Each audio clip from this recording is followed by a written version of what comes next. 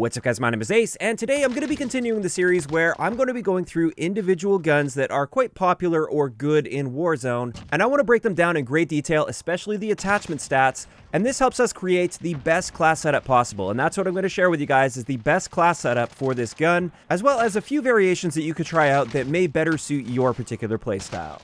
But hopping right into it, the first thing I want to do here is go over a brief overview of the base stats of the gun, at least the important stats. So with this, the max damage to the upper torso is 33, and our rate of fire is 909 rounds per minute, and this means with no armor, our time to kill is about 200 milliseconds, which is ridiculously fast, and even with 3 armor plates equipped, we're killing in 462 milliseconds, which is also a very fast time to kill for 3 armor plates.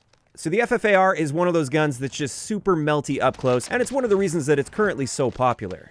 Now, as for our range drop-off point, this happens at 35 meters, and our base bullet velocity is 600 meters per second. Then, having a look at our aim-down sight time, this is 250 milliseconds, which is great for an assault rifle, and our sprint-out time is about 300 milliseconds, and then finally, this leaves us with our base magazine capacity, which kinda sucks, especially considering the rate of fire. This is just 25 rounds per minute.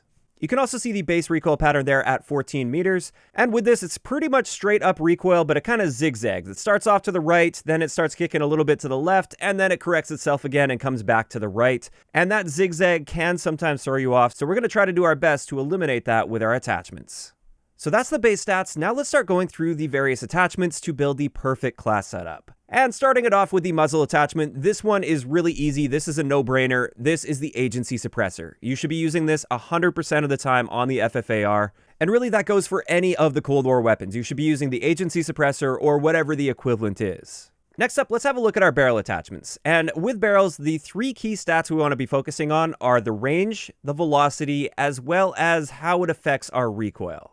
That's not to say that there aren't some other stats that the barrels will have an impact on, but those are the 3 main ones that we want to focus on when choosing our barrel for an assault rifle. And let's start it off with range. When it comes to our ranges, we can see the ultralight gives us a 37% boost to our range, the Lancer is a 20% boost, then we have the reinforced heavy, which gives us a 30% boost, and then finally the task force gives us about a 10% boost to our range values.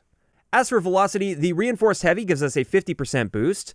Then we have the Ranger, which gives us the biggest boost at 85%. After that, we've got the takedown at 30%. And then finally, the task force, which is the same as the reinforced heavy here at about a 50% boost to our bullet velocity. So far, just looking at range and velocity, there are 3 barrels that sort of stand out here. The reinforced heavy, the Ranger, and the task force. So at this point, those are the top 3 contenders when it comes to barrels, but now let's have a look at the recoil patterns. And as you can see here, there's a good variety of recoil patterns here. And a big thing to remember when looking at the recoil pattern, especially with the FFAR, is generally speaking, vertical recoil is much easier to predict and control than horizontal recoil. So looking at the takedown barrel, for instance, this one actually has very little vertical recoil compared to the others. However, it doesn't really cut down on our horizontal recoil at all, and therefore it's not actually the best in the recoil department here. Personally, taking a look at these recoil patterns, the top 3 that stand out to me are the reinforced, the cavalry lancer, and the task force barrel. And putting that all together, since the cavalry lancer doesn't boost our bullet velocity at all, I'm actually going to eliminate it here, and this just leaves us with the reinforced heavy and the task force barrel. And I'm going to talk about these a little bit later on when we finish the class setup. You could honestly go either way with these barrels. There are pros and cons to each, and at the end of the day, it is going to come down to feel, but I'll share the recoil plots once we get all of the other attachments on as well, so it'll better help you to make that decision for yourself. So we'll keep that kind of bookmarked. The best barrels to use for the FFAR are going to be either the reinforced heavy or the task force barrel. Now, moving into the laser category, we can skim through this fairly quickly. I personally don't like using the laser at all on the FFAR. But just so you guys are aware, the steady aim laser will give us a 15% boost to our hipfire spread. Then the 5mW laser will give us a 25% improvement to our hipfire spread. And then finally, the Ember sighting point also gives us a roughly 25% reduction to our hipfire spread. As for all of the other attachments in the laser category, I did a bunch of testing with them. I don't even know what they do. They don't seem to have any effect on the gun, or at least nothing that I've really been able to find. So this brings us into the optic category, and I've got to say, since the FFAR is better suited to close to mid-range engagements, I tend to not use an optic with this. Also, the iron sights are fairly clean, although I sometimes do lose them in my target since they're so thin, but still, I tend to run this without an optic.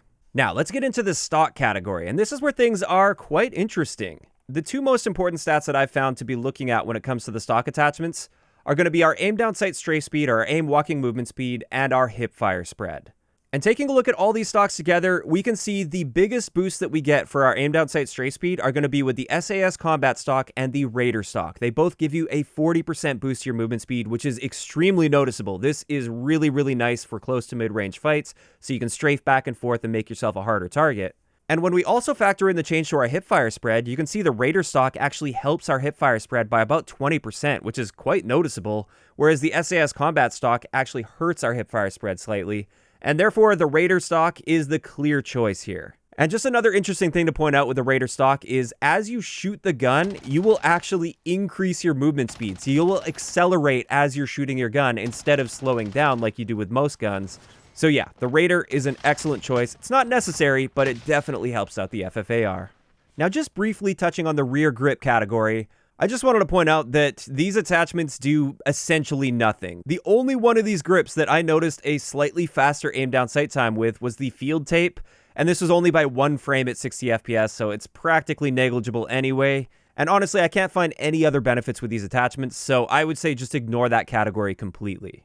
And this brings us into our magazine attachments, and we definitely want to be using a magazine with the FFAR, simply because with that fast fire rate and a 25 round magazine, you will burn through that so quickly, and when you're dealing with multiple enemies that have armor equipped, you don't want to be getting caught on a reload. Now obviously the bigger the better, so the ones we want to focus on are going to be the 50 round magazines, and it turns out the standard 50 round magazine, this one does slow our aim down sight time down by about 2 frames at 60 FPS, so that's not great. However, the 50 round fast mag, what I noticed is it doesn't hurt your aim down sight time at all. In fact, I can't find any downsides to using this, and therefore it's kind of just the obvious choice. You should always be using that Salvo 50 round fast mag on the FFAR, assuming you've got it unlocked. And this just leaves us with the underbarrel grip attachments.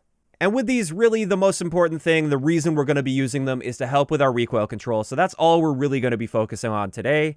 And let's just have a look at the recoil comparison here. Once again, just wanted to remind you that horizontal recoil is generally more important than vertical recoil.